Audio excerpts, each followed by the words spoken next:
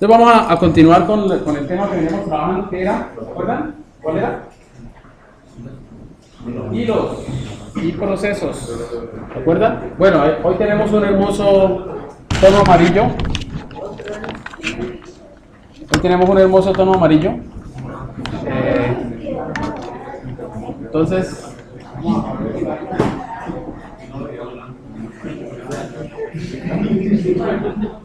con los ojos amarillos. ¿Cómo? Ya se hicieron las gestiones con el coordinador para cambiar Ustedes no saben las gestiones que estamos haciendo para adecuar las salas. Bueno, entonces estábamos trabajando con hilos y procesos, ¿cierto? ¿Qué ventajas tenían los hilos? ¿Se acuerdan? Que permiten una programación real en paralelo. Ojo, no es que por sí mismos los hilos proporcionen eso. Eso depende, obviamente, del soporte que le dé el procesador, o sea, a nivel de soporte a nivel de hardware y a nivel de software, a nivel del sistema operativo. ¿Listo? ¿Sí? ¿No? Porque si tenemos un sistema operativo que no puede administrar múltiples núcleos del procesador, por última instancia los hilos se van a ejecutar de forma simultánea. Va a parecer que están ejecutándose de forma paralela, pero en realidad van a estar alternándose igual que los procesos. ¿Listo? ¿Está claro? Bueno, la charla anterior habíamos terminado con un ejemplo en el cual, si ustedes recuerdan, hacíamos que dos hilos incrementaran una variable compartida. ¿Se acuerdan? Bueno, para recordar un poquito cómo se implementan los hilos, en POSIX es muy sencillo. Simplemente se crean rutinas de tipo void asterisco que reciben un parámetro de tipo void asterisco, que hoy vamos a hablar un poquito de ese parámetro. Y en lugar de invocarlas directamente como uno invoca las funciones, lo que se hace es que se utiliza una rutina especial de POSIX, una función especial llamada pthread create. ¿Se acuerdan? ¿Sí? Esa lo que permite es invocar una función, pero invocarla como un hilo. ¿Sí? ¿Ok? Entonces, en este caso, cuando la rutina principal invoca esa rutina como hilo, la rutina principal continúa su ejecución y el hilo arranca su ejecución. ¿Sí? O sea que ya tenemos dos hilos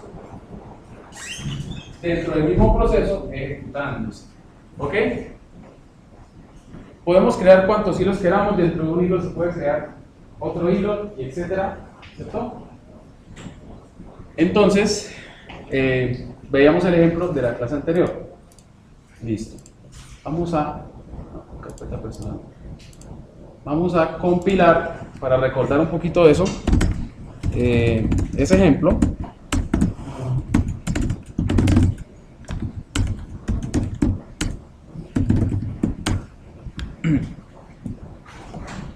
¿Recuerdan cuál era la idea?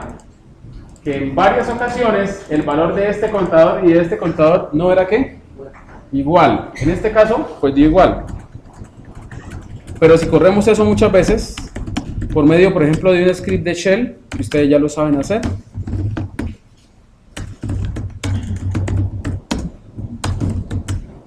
entonces podemos ver que no siempre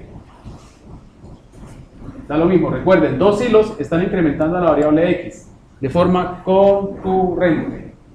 ¿Listo? ¿Sí? Entonces ahí tenemos lo que se conoce como el problema de la concurrencia. Ya habíamos definido concurrencia, ¿cierto? ¿Sí? ¿Qué es? Concurrencia. Eso. Es un problema que se presenta cuando dos o más procesos, o en este caso hilos, el problema es el mismo para procesos o para hilos, acceden a un recurso compartido de forma que simultánea, sin ningún tipo de protección. ¿Ok? Entonces ahí tenemos un problema grave, ¿cierto? Porque decíamos, ¿qué pasa si ese programita que tenemos ahí es un software de control de producción, por ejemplo? ¿Y qué pasa si se accede de forma concurrente, por ejemplo, a los inventarios?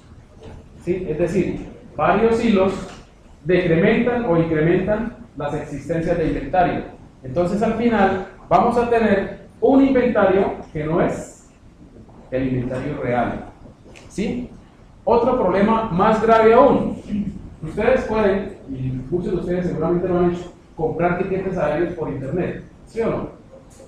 Entonces imagínense ustedes en un avión en donde queda una sola silla, si se permite que dos clientes diferentes compren el tiquete y asignen la última silla que tiene ese vuelo. El problema tan grande que se genera para la aerolínea. Eso viene de demanda y todo, ¿cierto?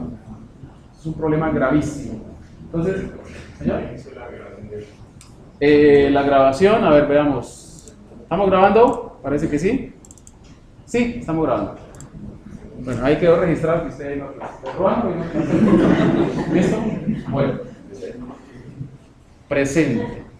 Entonces, ya se dan más o menos una idea de cuál sería o cuál es el problema de la concurrencia. Es un problema que se presenta y que hay que solucionar todo el tiempo en los sistemas actuales. Y más en los sistemas actuales basados en red. Todo es en red, ¿sí o no? Entonces es un problema gravísimo y grandísimo. Miren, ¿se acuerdan que la vez pasada habíamos hecho como de 100? Solamente había una vez que daba el número correcto. ¿Se acuerdan? Entonces es un problema grandísimo. Entonces, uno no puede decir, no, es que el sistema funciona el 1% de las veces. Imagínense ustedes, uno diciéndole eso a un cliente, ¿no? Entonces,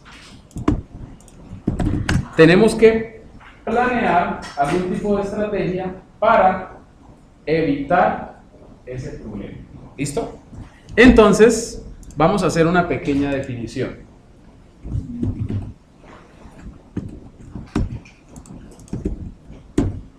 Vamos a definir un problema que se llama el problema de la sección crítica. El problema de la sección crítica. Entonces, ¿cuál es la idea de ese problema? La idea de ese problema es la siguiente. Mucha atención. Vamos a considerar la ejecución de los procesos como una ejecución lineal. Obviamente sabemos, con lo que vimos en la clase anterior, que la ejecución de un programa o de un proceso no es lineal, ¿cierto? Ustedes cuando los programan, uno no programa el software de forma lineal. Eso se hacía, ni siquiera en Assembler se hace, ¿cierto? O sea, que uno programara un código en el cual todo el código se ejecuta de forma secuencial. Pero digamos que en términos del proceso que realiza o de las operaciones que realiza un programa o un proceso, sí se puede considerar de forma ¿qué? Lineal.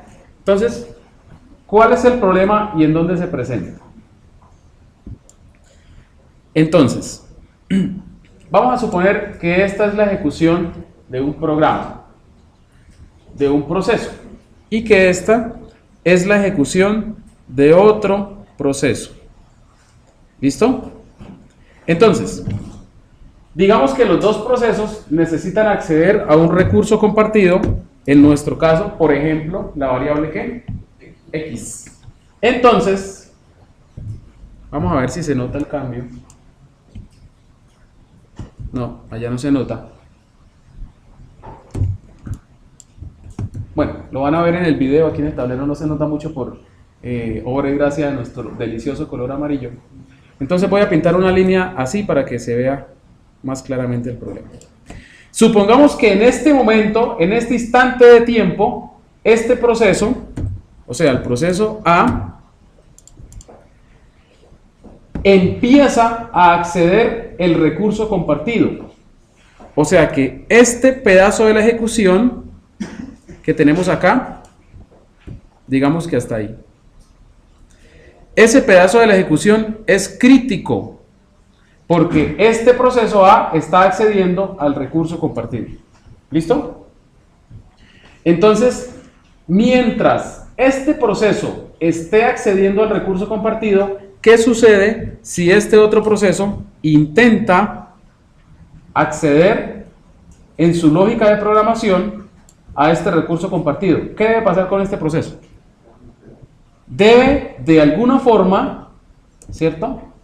Ahí, de alguna forma, debe quedarse en espera hasta que este proceso libere el recurso compartido. Es lógico, ¿sí o no? Si nosotros, digamos, si hay dos personas y las dos personas necesitamos usar la silla, ¿cierto? Pues no nos podemos sentar los dos aquí, va a haber problemas adicionales. Entonces, la idea es que una persona usa el recurso, cuando ya no lo necesita, lo libera y otra persona utiliza ¿qué? El recurso. Eso lo vemos todo el tiempo en la vida real. ¿Sí o no? ¿Qué pasa en los cruces de las calles? ¿Recuerdan de dónde arrancamos la definición del problema? ¿Recuerdan? En la intersección. Entonces, el cruce es el recurso compartido. Los autos que van en un sentido y en el otro no pueden simultáneamente acceder a ese recurso.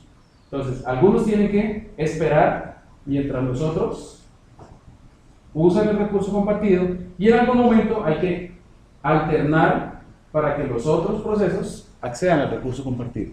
Cuando este proceso sale de la sección crítica, cuando él sale de esa sección crítica, esta es la sección crítica, donde se usa el recurso compartido, entonces el otro proceso puede entrar a la sección crítica.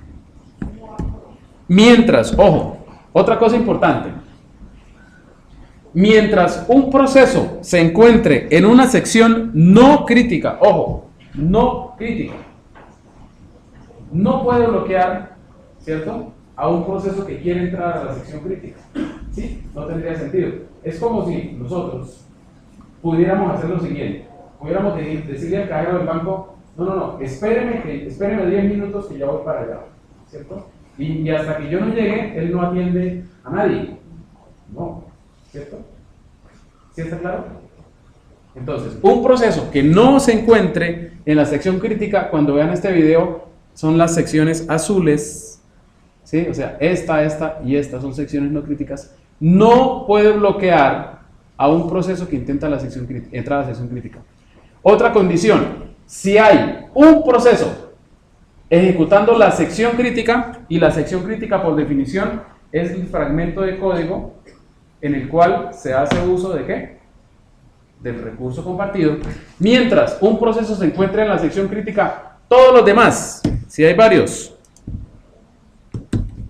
todos los demás, si existen muchos procesos, todos los demás procesos van a tener que quedarse como en espera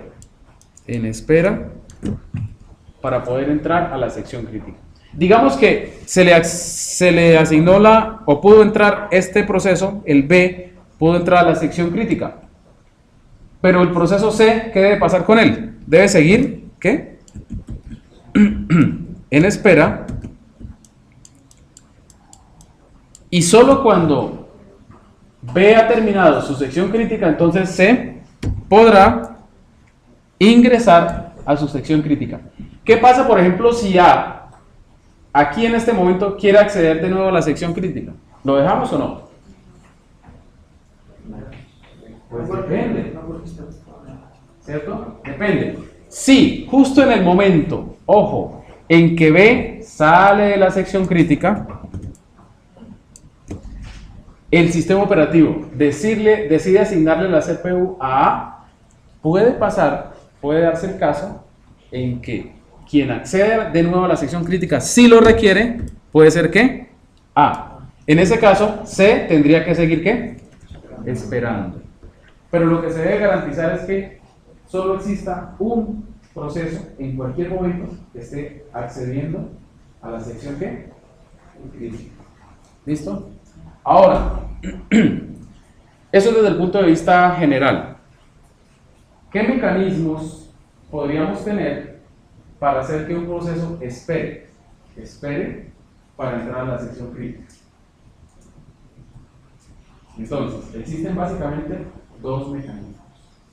El primero, incluso ya está ilustrado aquí, la figurita es para eso.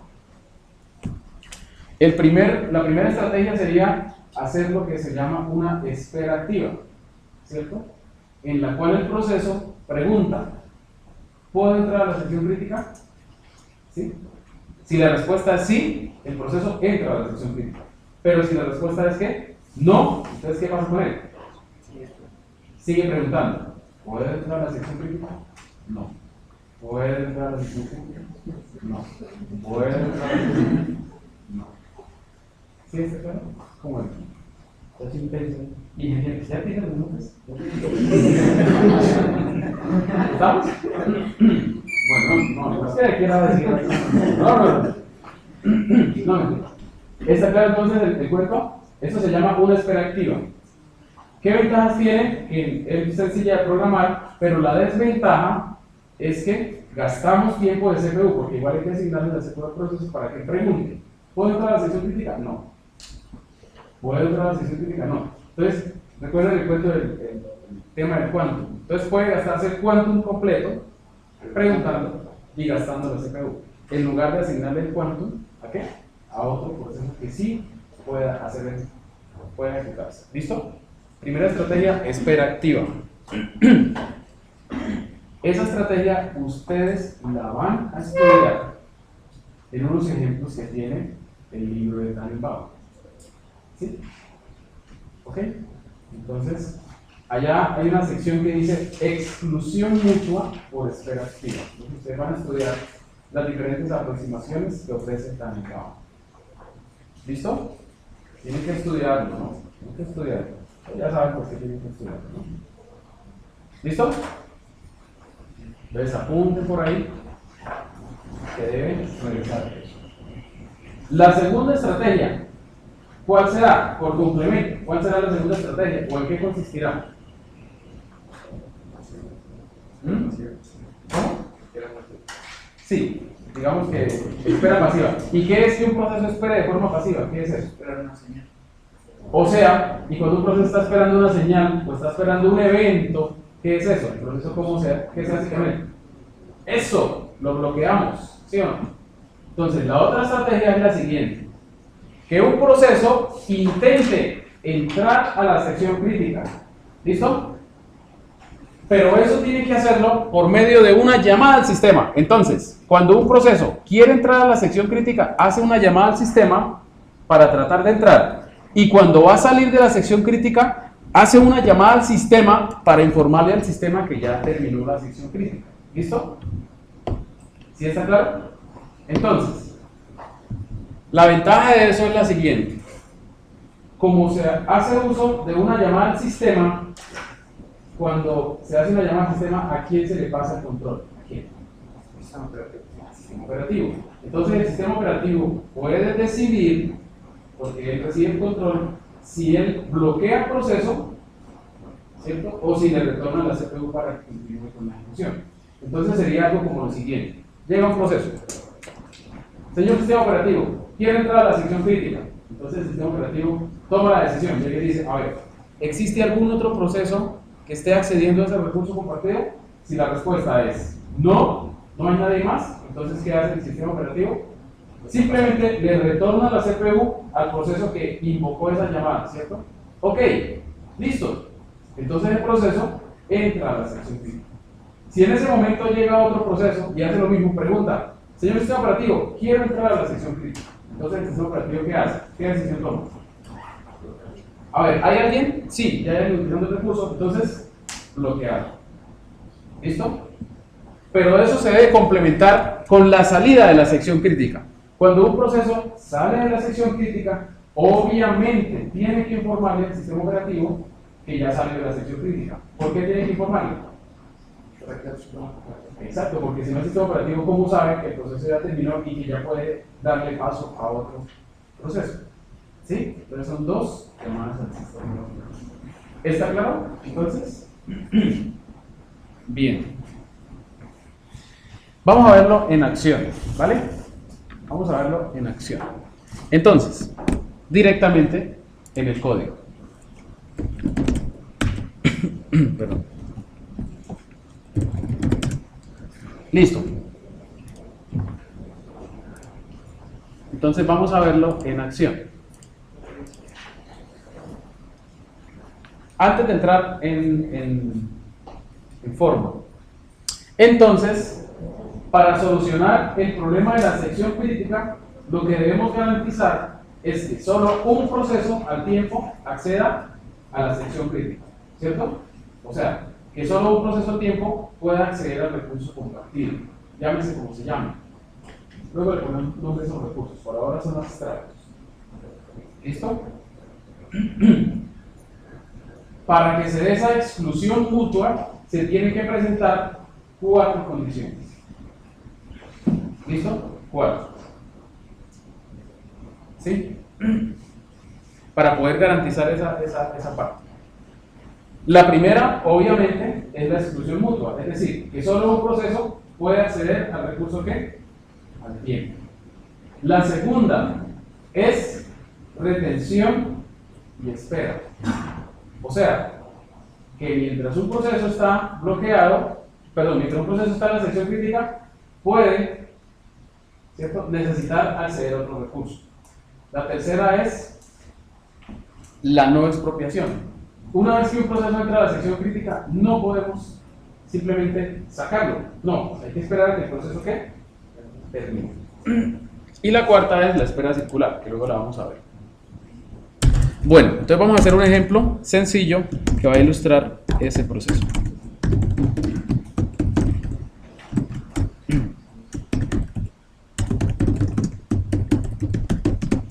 Listo. Vamos a empezar. Como vamos a hacer, este ejemplo es válido tanto para procesos como para hilos. Por facilidad de la implementación, lo vamos a implementar con hilos, pero es totalmente válido con procesos. Listo. Entonces recuerdan ustedes del ejemplo anterior que para poder trabajar con hilos necesitamos una librería que se llama los hilos de POSIX. ¿Se acuerdan? Bien.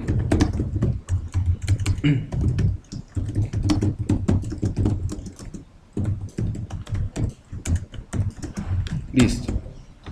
Vamos a guardarlo como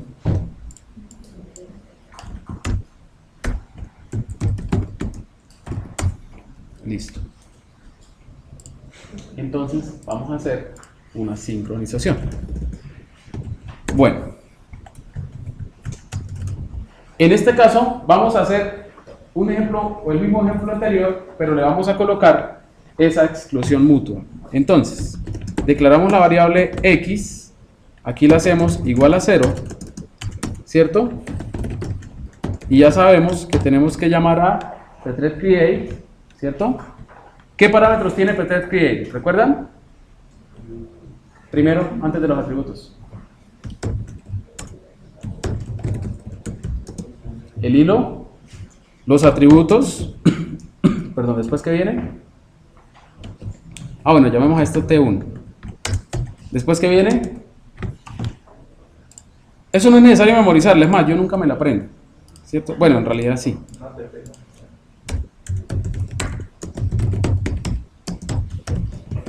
Son el hilo, los atributos, la rutina y el argumento que se le pasa a la rutina, ¿cierto? Pero cuando necesitamos aprendérnoslos, porque siempre contamos con nuestro amigo. El hilo, los atributos, la rutina y los ¿qué? Los argumentos que le vamos a pasar a esa rutina. ¿Ok? Listo. Entonces vamos a crear las dos rutinas.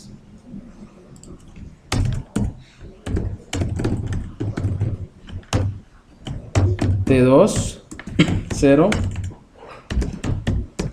thread2, 0. ¿Qué quiere decir esto? El hilo o el identificador del hilo va a quedar, en estas dos variables. En T1 y en T2. Estos son los atributos por defecto del hilo. Este es el nombre de la rutina que queremos ejecutar. Bueno, podemos hacer la misma rutina o otra rutina. Y este es el argumento que le deseamos pasar a la rutina. En este caso, nada. Vamos a hacerlo con la misma rutina, porque yo puedo invocar todas las veces que quiera una rutina como hilo. Yo puedo crear un hilo de la misma rutina o de otras. ¿Listo? Entonces, ¿cómo se declara la rutina? ¿Se acuerdan? Como una función que retorna void asterisco y que recibe como parámetro un void asterisco. Listo. La definimos. Y aquí la implementamos. Bueno. Dentro de lo que ustedes van a leer en Tannenbaum, van a encontrar algo como lo siguiente.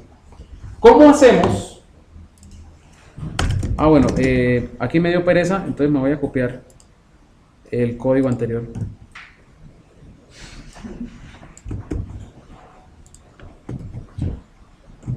Listo. Ah, la magia de la televisión, ¿sí o no? Bueno.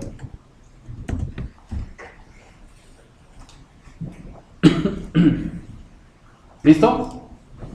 Entonces, ¿cómo podríamos hacer con lógica de programación pura y dura para garantizar que solo uno de los hilos, ¿cierto? Uno de los hilos incremente esa variable en cualquier momento. Con una bandera. Si lo queremos hacer con una bandera, ahí sí sería más fácil declarar dos funciones idénticas o similares. Ya vamos a ver por qué. Ustedes van a leer eso en Tannenbaum. Y declaramos, por ejemplo, una variable llamada ¿qué? Turno. Aquí ponemos turno es igual a ¿qué? A 0, por ejemplo. Y entonces tendríamos lo siguiente. Aquí, antes de incrementar, ¿qué pondríamos ahí? ¿Cómo? Bien, entonces, ¿qué estamos tratando de hacer? Si el turno es 0, solo puede acceder a la sección crítica hilo 1. Y si el turno es 1, entonces el que accede a la sección crítica es ¿qué? Hilo 2. ¿Cómo lo hacemos? Entonces, ¿cuál sería la lógica en hilo 1? ¿Qué preguntaría él? Bueno, ¿y si no? ¿Cómo? Pero ojo, tiene que hacer algo. Una espera activa. Eso, ojo, ¿cuál es la solución? Que no es. Porque ustedes cuando van a ver en Tannenbaum les llaman este código. De pronto no lo entienden. Entonces, si turno es igual a 0, nosotros estaríamos tentados a hacer esto. ¿Sí o no? ¿Sí o no? Y en la otra, en el otro, ¿qué preguntaríamos?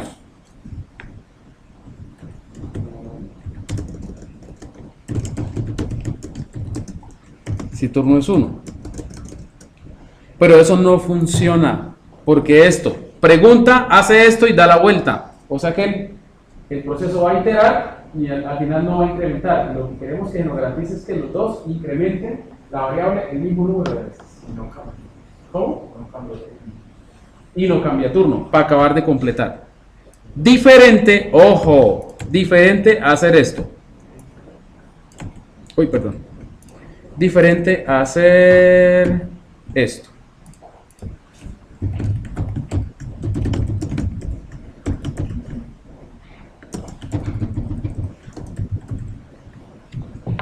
Así como digo yo, ojo, ¿cierto? Ojo. Entonces, ¿qué hace esta línea? ¿Sí alcanzan a ver? Sí, está mejor. ¿Cómo? Esperar hasta que cambie el turno a 0. ¿Sí o no? Eso espera hasta que cambie el turno y sea ¿qué? 0. ¿Sí o no? ¿Qué pasa si turno vale 1? ¿Qué hace ese proceso? Ese hilo.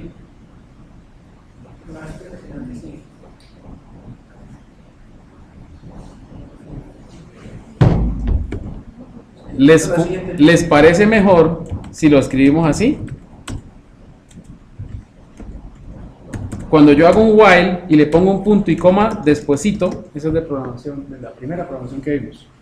Es como si estuviéramos creando un mientras vacío, sin cuerpo, pero que itera. ¿Cierto? ¿No lo sabían? ¿No lo sabían? ¿Sí o no? ¿Sí lo sabían? ¿Todos lo sabían? Sí. Listo. Entonces no necesito explicarlo. ¿Cierto? No necesito explicarlo. Está. Si turno vale 1, entonces ese proceso se va a quedar en la línea 28. ¿Hasta cuándo? ¿O mientras qué? Mientras turno valga 1. En el momento en que turno valga 0, ¿qué pasa? ¿Cómo va esa condición que está ahí? ¿Cómo se evalúa? Se evalúa a falso. Entonces se rompe el ciclo. Eso es una espera activa. Bueno, una forma de implementar una espera activa. ¿Sí? ¿Está claro? Bien. Incrementa la variable y luego hace ¿qué? Este señor, ¿qué hace? Hace algo análogo, ¿sí o no? O sea, mientras turno sea diferente de 1,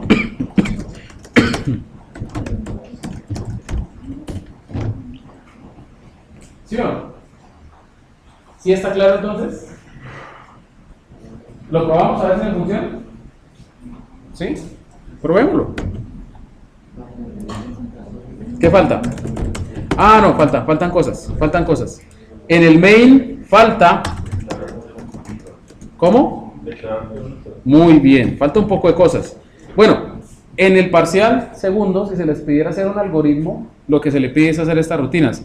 Esta parafernalia de crear los hilos y esperar por ellos, se supone ya no es, digamos, no es tan importante. Lo importante es el algoritmo como tal. ¿Listo? Por eso ustedes en Tannenbaum nunca van a encontrar el código del main, sino que van a encontrar, cuando vean los ejemplos, es los códigos ya de cada uno de los hilos o de los procesos. ¿Ok? Bien. Listo. Entonces tendríamos que declarar T1 y T2. ¿Qué más tendríamos que declarar? La variable de turno es externa, ya está. Es global, digo. X también ya está. Nos faltaría, esto es importante, join T1 nulo. ¿Para qué se hace esto? ¿Quién me dice? ¿Para que espere quién? Eso, para que el hilo principal espere hasta que terminen los dos hilos. Porque de lo contrario, él crearía los hilos y termina. Y una vez que el main termina, todos los hilos del proceso terminan. Ya vemos la instrucción. Bueno, vamos a ver si tenemos algún error de sintaxis. ¿Recuerdan cómo se compila?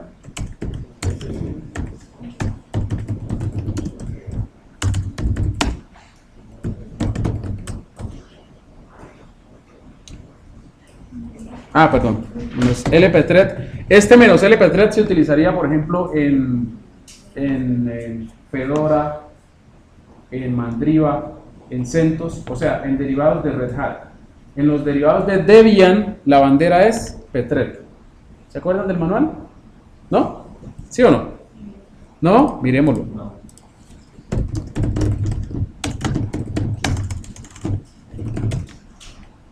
Aquí está. Compile y enlace con menos pthread. Menos pthread. ¿Listo?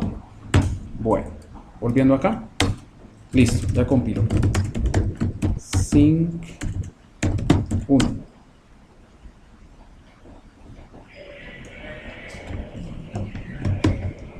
¿Cuánto empieza valiendo el turno? 0. Se crean los hilos. Bien. ¿Cómo?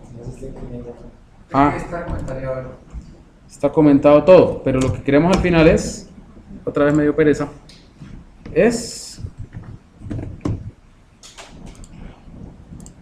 imprimir. ¿Cuánto vale qué? La X, ¿cierto? Turno diferente de 0, turno diferente de 0, diferente de 1, listo.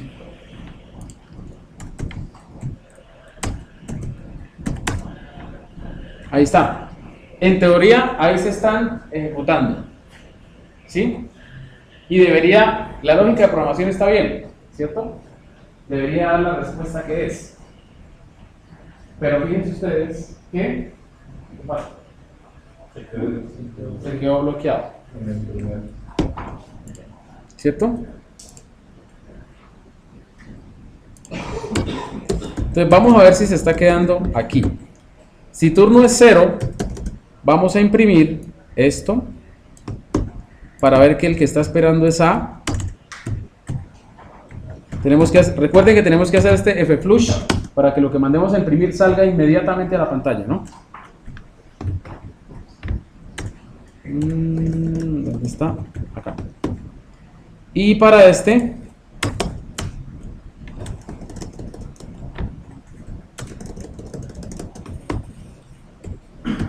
imprimimos B.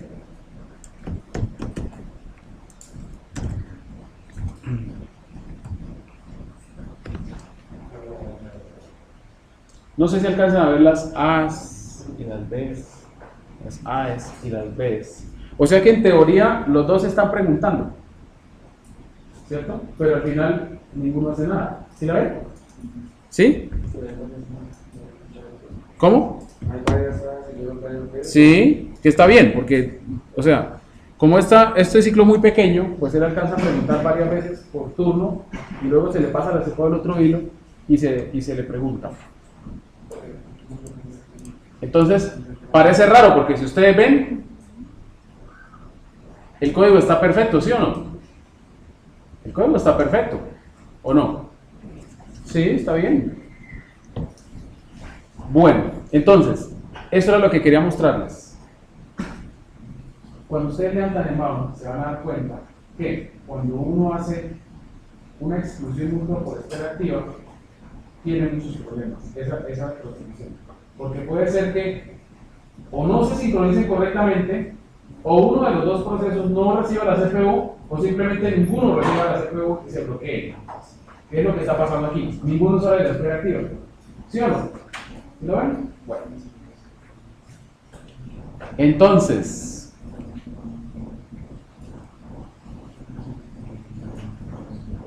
pasemos a la que les quería mostrar. Cuando ustedes vean Tannenbaum, van a encontrar algo parecido a este y allá encuentran la solución. En Tannenbaum, ojo, lo encuentran así. Se supone que los procesos están para siempre ejecutándose. ¿Listo? Entonces no se vayan a confundir cuando lo lean. Entonces, eso está bien. Voy a guardarlo y voy a llamar ahora SYN2. Vamos a hacer uso, ahora sí, de las llamadas al sistema. ¿Sí? ¿Sí? ¿Cómo? Aquí. ¿Cómo? Mire, cuando rompe este ciclo, incrementa. Este ciclo lo que trata de preguntar es si puedo tomar el turno. Si lo puedo tomar, entonces incremento la X y le doy el turno al otro.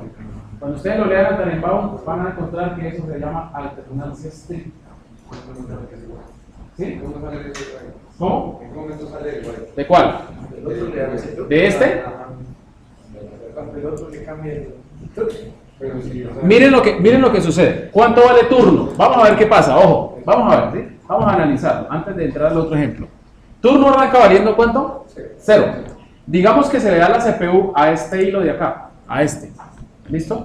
Entonces él dice, mientras turno diferente de 0. ¿Turno es diferente de 0? Falso. ¿Sí lo ven? O sea que él no entra acá, sino que incrementa la X y ahora pone turno en ¿qué? En 1. Da la vuelta, incrementa el número de iteraciones. ¿Turno cuánto viene valiendo? 1.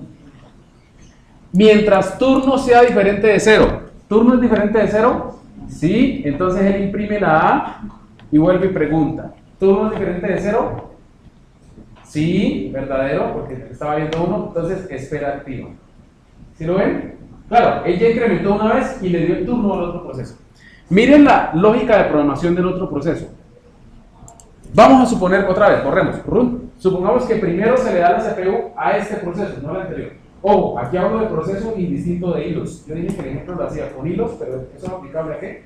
A procesos. Cuando ustedes lo lean, van a encontrar el proceso. Entonces no me vayan a confundir. ¿Listo? Bien. Digamos que arranca el main, crea los dos hilos, turno vale 0, pero la CPU se le asigna a este proceso o a este hilo. Entonces, ¿qué pasa? Él pregunta, ¿turno es diferente de 1? ¿Cuál es la respuesta? Sí. ¿Turno es diferente de 1? Sí, vale 0. O sea que esa condición es ¿qué? Verdadera. Entonces él imprime la B y se queda dando vueltas. ¿Turno es diferente de 1? Sí, porque vale 0. ¿Hasta cuándo? Bueno, hasta que el otro proceso pregunte, ¿turno es diferente de 0? No, porque vale 0. Falso. Incrementa la X y pone turno en 1. Cuando él pone turno en 1, ¿qué pasa? ¿turno es diferente de 1? No, porque el otro le acaba de poner un 1, vale 1. Entonces esa condición, ¿cómo es? Falsa, se rompe y él debería poder incrementar y luego devolver el turno. ¿Sí ven que la lógica de programación está bien? Está perfecta. Bueno, cuando lean también vamos a dar cuenta que esto tiene, y ahí estamos viendo, ese problema, que puede darse el caso en que la ejecución se hace tan rápido que el uno modifica el turno, pero cuando lo modifica, el otro apenas estaba haciendo la pregunta, y como no encontró la respuesta que quería, se bloquea esto. Y el otro, como acabó de cambiar el turno de hacer al otro, entonces también, ¿qué pasa con él? Se bloquea, los dos quedan bloqueados. Eso es lo que está pasando, por eso no imprime nada. ¿Sí lo ven? Tannenbaum lo explica ya con sus palabras, con su carreta, pero bueno, esa es la idea. Ahí están bloqueados ahí. Fíjense que los dos están preguntando, pero ¿quién sabe cuánto vale el turno? No sabemos. ¿Listo? Bueno, es más, porcentaje de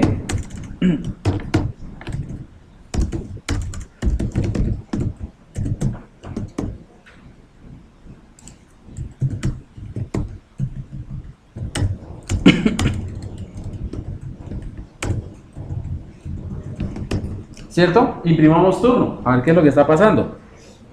Porque eso es un misterio, ¿sí o no? O sea, en teoría el código está bien.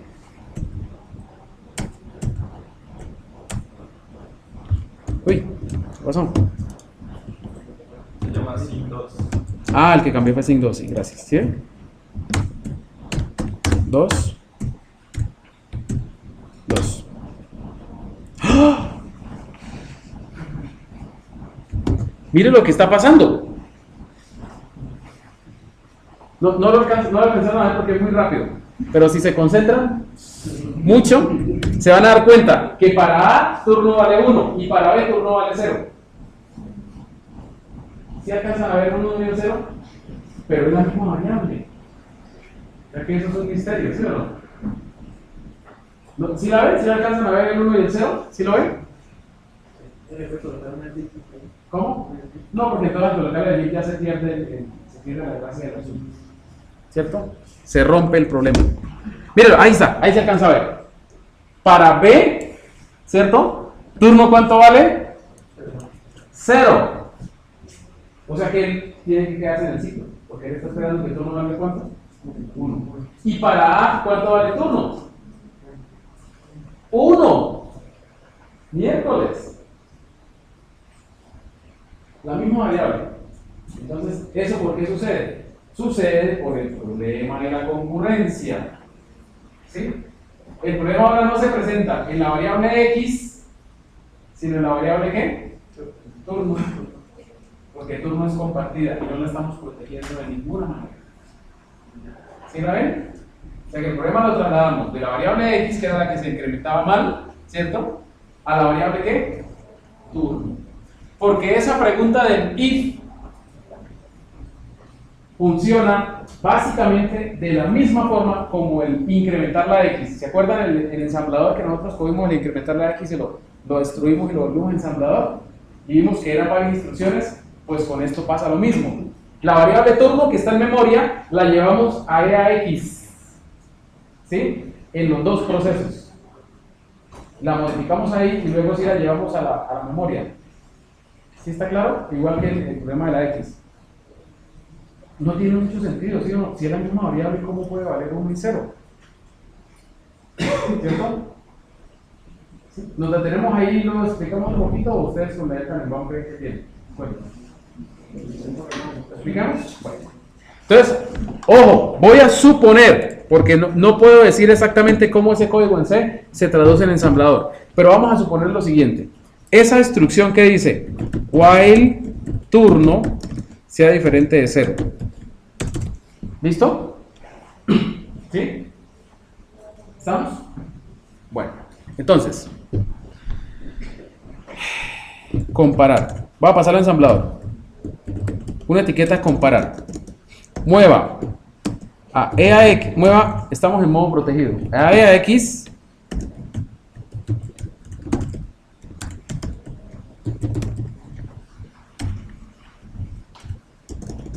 Eso es básicamente el valor de la variable ¿qué?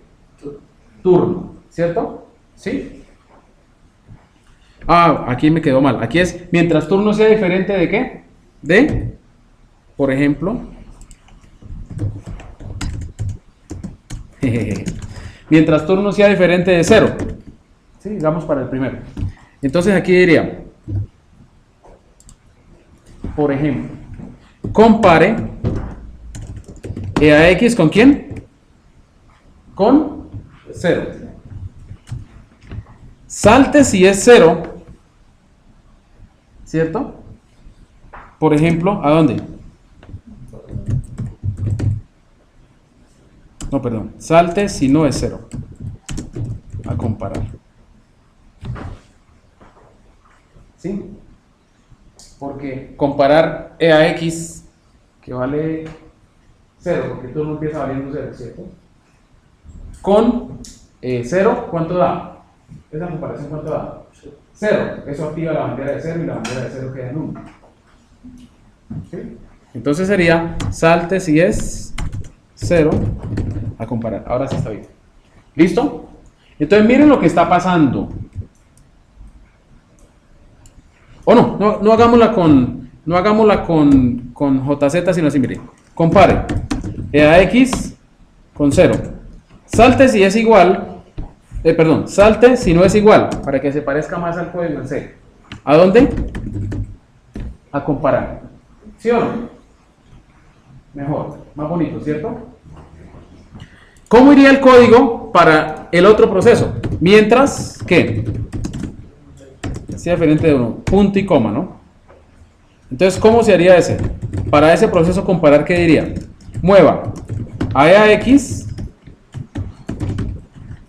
el valor de la variable turno. Compare e a x con quién? Con 1. Salte si no son iguales. ¿A dónde? A comparar. Entonces el problema, si ustedes se dan cuenta, está acá. Los dos procesos sacan una copia del valor de la variable turno. ¿Sí? Y mientras hacen la comparación y eso, el otro proceso la modifica. ¿Cierto? Entonces, por eso, para el proceso A, turno vale 1, y para B, turno vale ¿cuánto? 0. Porque ellos están con este valor, con la copia de la variable turno que sacaron. NAX. ¿Listo? ¿Está claro? Otra vez. Ahí se alcanza a ver. Para A, turno vale 1 y para B, turno vale ¿qué? 0. Miércoles. No es que no solucionamos nada. ¿Sí o no? Pasamos el problema de la X a turno. ¿Bien? Eso está en Tannenbaum, explica eso. Pero aquí ya lo vimos también. Bueno, entonces, segunda estrategia. La primera era una espera activa para sincronizar. La segunda estrategia, ¿cuál es? Bloquear los procesos por medio de qué? ¿De qué? Se llama sistema. Entonces, más bien bloquear el proceso no, simplemente usar llamada al sistema para entrar y salir de la sección crítica. Porque al usar la llamada al sistema es el sistema operativo y toma la decisión de bloquear el proceso o no. ¿Está claro? Bien. Listo. Cuando ustedes lean Tannenbaum se van a encontrar que existen varias llamadas al sistema que se pueden utilizar para sincronizar. Entre ellas la llamada sleep y wake up. Ustedes van a tener que leer. La que me interesa presentar aquí, por razones prácticas, que es la que se utiliza, digamos, en la vida real, es una primitiva que se llama semáforos. ¿Listo?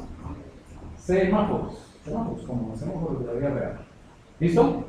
Entonces, voy a explicar, antes de hacer el ejemplo en código, voy a explicar cómo funciona un semáforo en POSIX, porque funciona diferente a cómo funciona en la vida real. ¿Cómo funciona un semáforo en la vida real? Eso lo tenemos claro, ¿sí o no? ¿Cómo funciona? En la vida real. Entonces, un semáforo tiene 3 luces y un temporizador, ¿cierto? ¿Sí? Rojo indica bloquear, no pasar, ¿cierto? Amarillo indica alerta y verde indica pasar, ¿cierto? Entonces, si queremos que un proceso entre a la sección crítica, ¿cómo ponemos el semáforo? Verde. Y si queremos que no entre, lo ponemos en rojo. Por eso los cruces, en cualquier momento, ¿cierto? ¿Sí? Solo hay un semáforo en verde con respecto al otro cruce. Porque en cruces grandes, en ciudades grandes, hay cruces en los cuales hay varios semáforos en verde. ¿Cierto? ¿Sí? Por ejemplo, un semáforo que tiene una flechita a la derecha. Si es posible cruzar a la derecha, entonces el semáforo puede estar en rojo y la flechita en qué? En verde. Bueno, listo. Pero ahora volvamos al mundo de la computación. ¿Cómo funciona un semáforo aquí? Voy a explicarlo de la siguiente forma. Lo que queremos hacer es bloquear los procesos. ¿Sí o no? Bloquear los procesos sí y solo si ya hay otro proceso que está accediendo a la sección crítica. Entonces la idea es la siguiente, mucha atención. Un semáforo en POSIX consta de los siguientes elementos. Consta de una variable entera administrada por el sistema operativo. O sea, un proceso no puede modificar directamente el valor de esa variable que entera. Y dos llamadas al sistema, una llamada down y una llamada up. ¿Listo? En algunos libros las llamadas no se llaman down y up sino P y B, pero es la misma cosa, simplemente para chicanear, porque esos eran los nombres originales en alemán del señor que lo propuso. ¿Listo? Que se llama Dijkstra. Bueno, Dijkstra, ¿sí? Como el de estructura 2. Entonces, ¿sí se acuerdan? Algoritmo de Dijkstra. Bueno, entonces, ¿cuál es el funcionamiento de esas llamadas al sistema? Ojo, empecemos por la llamada down, que es la más sencilla. La llamada down. Entonces, ¿cómo funciona down? Un proceso hace la llamada down sobre un semáforo. El sistema operativo lo que hace es que evalúa qué valor tiene la variable entera. Si la variable entera tiene un valor de 0 o menos que 0, en algunos casos, depende de cómo se implementa el semáforo, el sistema operativo bloquea al proceso y no decrementa la variable. Es una variable entera. ¿Estamos? Entonces un proceso dice down. El sistema operativo mide la variable. ¿Cuánto vale? 0. Entonces, ¿qué hacemos con el proceso? Bloqueado. ¿Listo? De esta forma, ¿cuántos procesos se pueden bloquear por un semáforo? ¿Cuántos? Pues todos los que hagan ¿qué? Down sobre el semáforo si el semáforo vale 0. ¿Listo? Bien. Ahora veamos la llamada al sistema up. Esa llamada funciona de la siguiente forma. Up lo que hace es que incrementa el valor de la variable del semáforo. ¿Sí?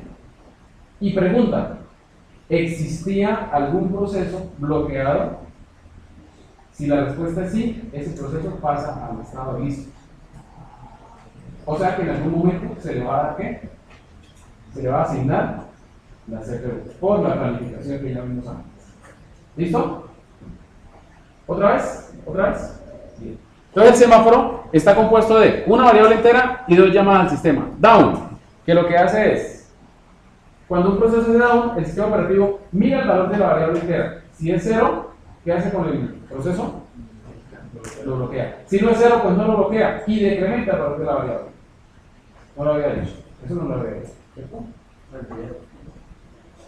Listo, ya. ¿Ok? ¿Sí? Digamos que el valor de la variable era 1. Entonces un proceso hizo down. ¿Qué hace el sistema operativo? Él pregunta, ¿esa variable vale 0? La respuesta sería no, vale 1. Entonces, ¿qué hace? La decrementa. ¿Ahora cuánto vale? 0. Pero antes no valía 0, se valía 1. Entonces, la decrementa y le devuelve el control al proceso. Y dice, listo, continúa. Pero, si la variable valía 0, entonces, ¿qué pasa con el proceso? Bloqueado. ¿Listo? Ahora vamos con el app. ¿Qué hace el app? ¿Qué hace? El app simplemente incrementa el valor de la variable. Si existe algún proceso bloqueado, lo pasa a listo. ¿Ok? Bien. Entonces, down, ¿qué hace? ¿Qué hace down? Si el valor de la variable es 0, ¿qué hace? Bloquea el proceso. Si el valor de la variable es mayor que 0, ¿qué hace? Decrementarla y retornar al proceso. No lo bloquea. Y app, ¿qué es lo que hace app? Incondicionalmente incrementa el valor de la variable. Si existe algún proceso bloqueado, pasa a estado de ¿qué? De listo. Un proceso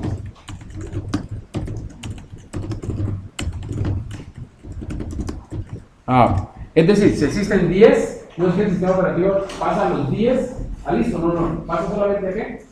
A 1. ¿Listo? ¿Está claro? Bien, entonces voy a tener aquí el video.